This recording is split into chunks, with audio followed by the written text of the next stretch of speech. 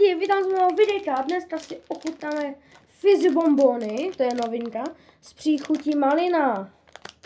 Tak se na to vydali. Máme otevřený.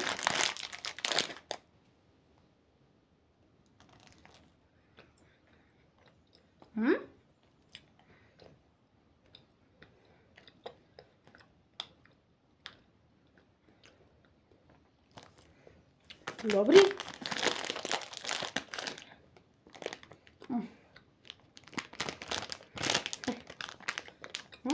Je to dobrý.